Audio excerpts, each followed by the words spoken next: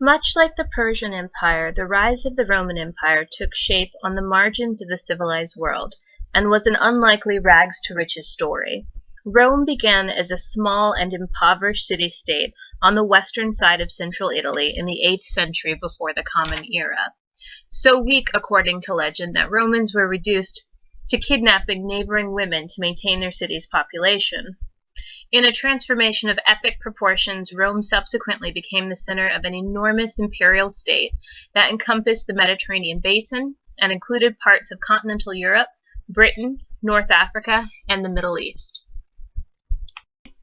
Originally ruled by a king, around 509 BCE, Roman aristocrats threw off the monarchy and established a republic in which the men of a wealthy class, known as patricians, dominated. Executive authority was exercised by two consuls, who were advised by a patrician assembly, the Senate. Deepening conflict with the poorer classes, called plebeians, led to important changes in Roman political life. A written code of law offered plebeians some protections from abuse. A system of public assemblies provided an opportunity for lower classes to shape public policy. And a new office of tribune, who represented plebeians, allowed them to block unfavorable legislation. Romans took great pride in this political system, believing that they enjoyed greater freedom than did many of their more autocratic neighbors. The values of the republic, rule of law, the rights of citizens, the absence of pretension, upright moral behavior, keeping one's word, were later idealized as the way of the ancestors. Unlike in Greece, where men directly voted on legal affairs, the new government of the Roman Empire was a representative democracy in which men elected the officials who ultimately made the decisions on legal affairs.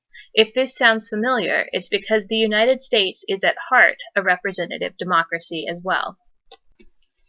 With this political system and these values, the Romans launched their empire-building enterprise, a prolonged process that took more than 500 years. It began in the 490s before the Common Era, when Roman control over its Latin neighbors in central Italy, and over the next several hundred years encompassed most of the Italian peninsula. Between 264 and 146 BCE, victory in the Punic Wars with Carthage, a powerful empire with its capital in northern Africa, extended Roman control over the western Mediterranean, including Spain, and made Rome a naval power. Subsequent expansion in the eastern Mediterranean brought the ancient civilizations of Greece, Egypt, and Mesopotamia under Roman domination. Rome also expanded into territories in southern and western Europe, including present-day France and Britain. By early in the 2nd century, the Roman Empire had reached its maximum extent. Like classical Greece, that empire has been associated with Europe. But in its own time, elites in North Africa and Southwest Asia likewise claimed Roman identity, and the empire's richest provinces were in the east. No overall design or blueprint drove the building of empire, nor were there any precedents to guide the Romans. What they created was something wholly new, an empire that encompassed the entire Mediterranean basin and beyond. It was a piecemeal process, which the Romans invariably saw as defensive. Each addition of territory created new vulnerabilities, which could be assuaged only by more conquests. For some, the growth of empire represented opportunity. Poor soldiers hoped for land, loot, or salaries that might lift their families out of poverty. The well-to-do or well-connected gained great estates, earned promotions, and sometimes achieved public acclaim and high political office. The wealth of long-established societies in the eastern Mediterranean, like Greece and Egypt, beckoned, as did the resources and food supplies of the less developed regions, such as Western Europe. There was no shortage of motivation for the creation of the Roman Empire. Although Rome's central location in the Mediterranean basin provided a convenient launching pad for empire, it was the army, well-trained, well-fed, and well-rewarded, that built this empire. Drawing on the growing population of Italy, that army was often brutal in war. Carthage, for example, was utterly destroyed. The city was razed to the ground, and its inhabitants either killed or sold into slavery. Nonetheless, Roman authorities could be generous to former enemies. Some were granted Roman citizenship. Others were treated as allies and allowed to maintain their local government. As the empire grew, so too did political forces in Rome that favored its continued expansion and were willing to commit the necessary manpower and resources. The relentless expansion of empire raised yet another profound question for Rome. Could republican government and values survive the acquisition of a huge empire? The wealth of empire enriched a few, enabling them to acquire large estates and many slaves, while pushing growing numbers of free farmers into the cities and into poverty. Imperial riches also empowered a small group of military leaders, Marius, Sulla, Pompey, Julius Caesar, who recruited their troops directly from the ranks of the poor, and whose fierce rivalries brought about a civil war in Rome during the first century before the Common Era. Traditionalists lamented the apparent decline of republican values: simplicity, service, free farmers as the backbone of the army, the authority of the Senate, amid the self-seeking ambition of the newly rich and powerful. When the dust settled from the Civil War, Rome was clearly changing, for authority was now vested primarily in an emperor, the first of whom was Octavian, later granted the title of Augustus, which implied a divine status for the ruler.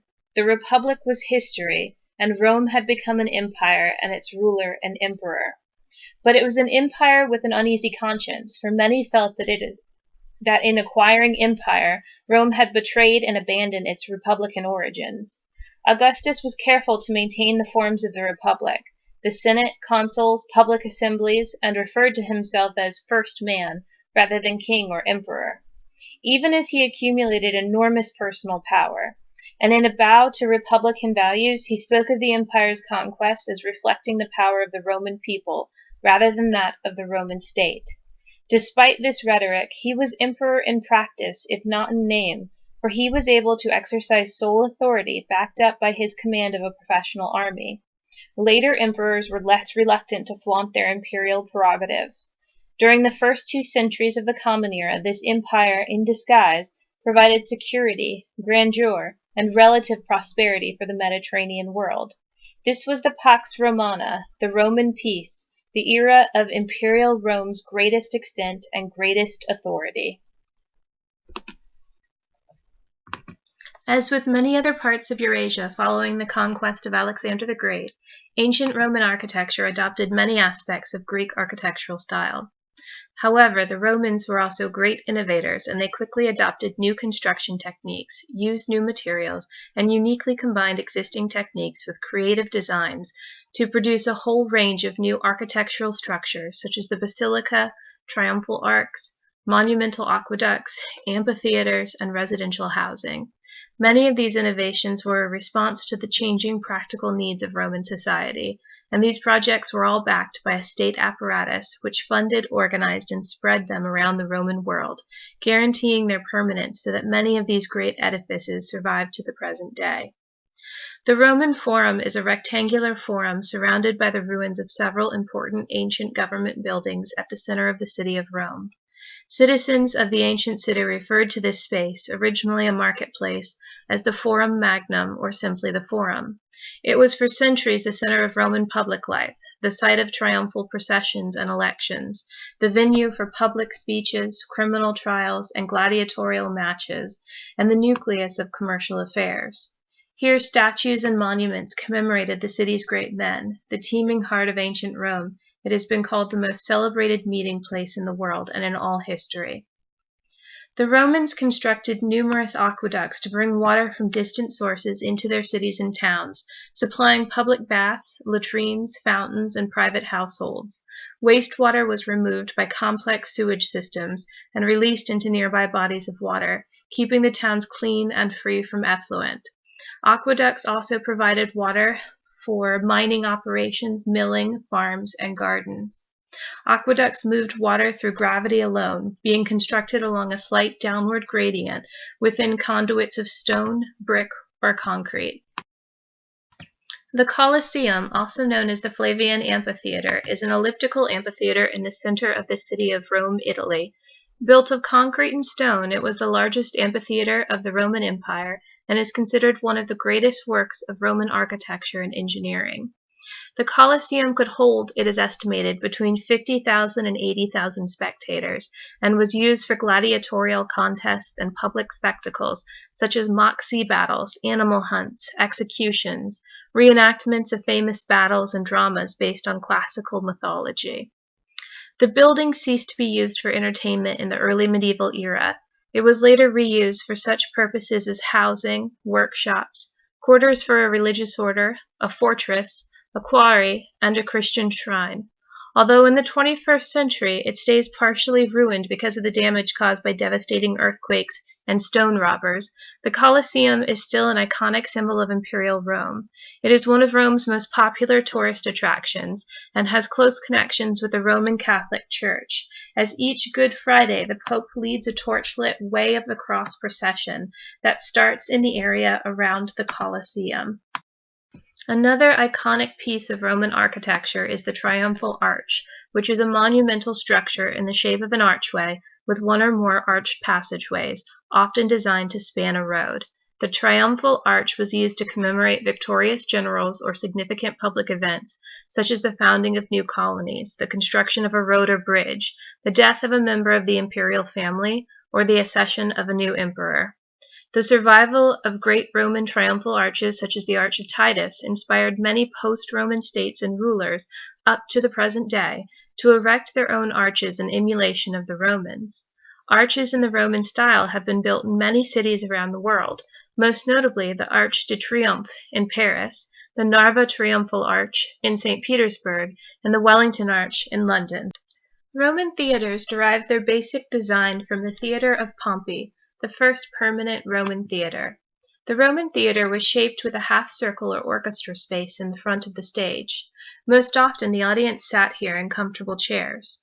Occasionally, however, the actors would perform in this space. To solve the problem of lighting and sound, the theaters were outdoors. The Romans built theaters everywhere, even on flat plains, by raising the whole structure off the ground. As a result, the whole structure was more integrated, and the entrances and exits could be built into the cave, as is done in large theaters and sports arenas today. The arena was as high as the rest of the structure, so the audience could not look out beyond the stage. It also created more of an enclosed atmosphere, and may have helped to keep out the noises of the city. A tarp could be rigged and moved over the top of the theater to create shade. Most theaters still standing date back to the Hellenistic period. The Pantheon is a building in Rome, Italy, originally commissioned by Marcus Agrippa during the reign of Augustus as a temple to all the gods of ancient Rome, and rebuilt by Emperor Hadrian in 126 CE. The building is circular, with a portico of large granite Corinthian columns, 8 in the first rank and 2 groups of 4 behind, under a pediment. A rectangular vestibule links the porch to the rotunda, which is under a coffered concrete dome with a central opening known as an oculus to the sky. Almost 2,000 years after it was built, the Pantheon's dome is still the world's largest unreinforced concrete dome. The height of the oculus and the diameter of the interior circle are the same, 43.3 meters or 142 feet. It is one of the best preserved of all ancient Roman buildings. It has been in continuous use throughout its history, and since the 7th century, the Pantheon has been used as a Roman Catholic church, dedicated to St. Mary and the Martyrs, and informally known as St. Maria's Rotunda. The Circus Maximus is an ancient Roman chariot racing stadium and mass entertainment venue located in Rome, Italy. It was the first and largest stadium in ancient Rome and could accommodate nearly 150,000 spectators. The circus was Rome's largest venue for ludi, or public games connected to Roman religious festivals. These games were sponsored by leading Romans or the Roman state for the benefit of the Roman people and gods. Baths for bathing and relaxing were a common feature of Roman cities throughout the empire. The often huge bath complexes included a wide diversity of rooms offering different temperatures and facilities, such as swimming pools and places to read, relax, and socialize. Roman baths, with their need for large open spaces, were also important drivers in the evolution of architecture, offering the first dome structures in classical architecture. Baths were built using millions of fireproof terracotta bricks, and the finished buildings were usually sumptuous affairs with fine mosaic floors, marble-covered walls, and decorative statues. Generally opening around lunchtime and open until dusk, baths were accessible to all, both rich and poor. In the reign of Diocletian, for example, the entrance fee was a mere 2 denarii, the smallest denomination of bronze coinage. Sometimes, on occasions such as public holidays, the baths were even free to enter.